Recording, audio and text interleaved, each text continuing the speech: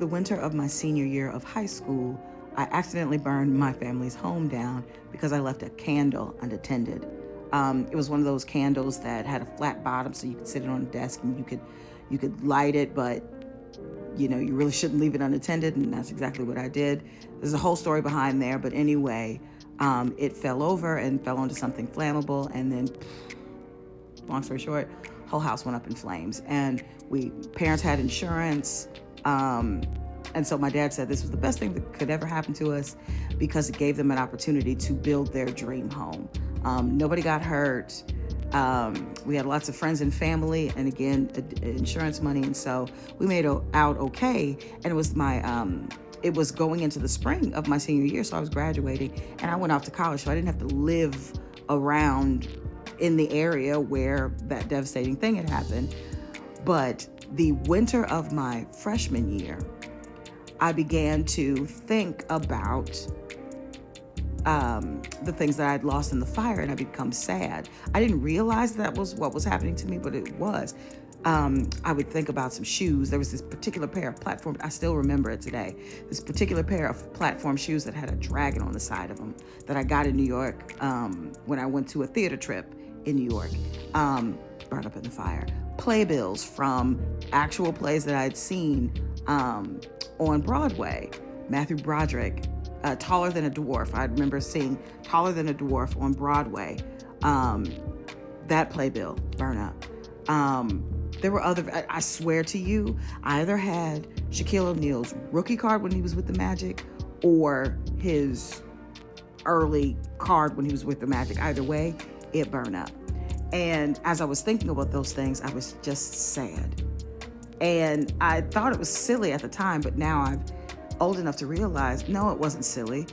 Everything that I'd owned burned up in that fire. The candle was in my room. I had nothing.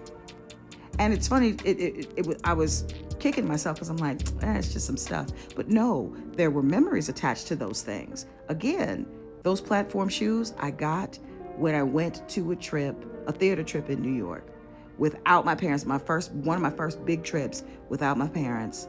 I was being a big girl. I was going to New York City and all of that stuff. Memories were tied to those things, and I didn't have a chance to grieve those things. I didn't have a chance to grieve.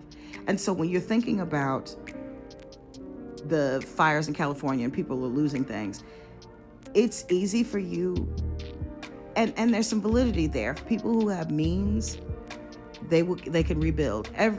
Everyone doesn't have the same ability to rebuild, and so it makes sense that there are these GoFundMes and opportunities to engage with people who have lesser means to rebuild and start anew because they ain't got it. But to assume that someone shouldn't be grieving or mourn the loss of their home and everything in it because they have means, I think is foolish. Again, I didn't own the home. I didn't own my parents' home, but all of that stuff had significance to me. I had a ton of other things. I had a pashmina that I got on a trip when my family, we went to South Africa, burned up in the fire. I will never get those things back again. And all of those things had meaning to me. They were tied to a memory. And while I still do have those memories, it wasn't my choice that those things are not in my possession. And that's the thing that causes the grief. And I know it's TikTok. I know it's actually social media and people gonna do and say wild things, but we just urge you to just take a step back and have some compassion. It's okay to focus on people who really need the support, but to just assume somebody should not be grieving the loss of something that that was theirs is it's a little childish.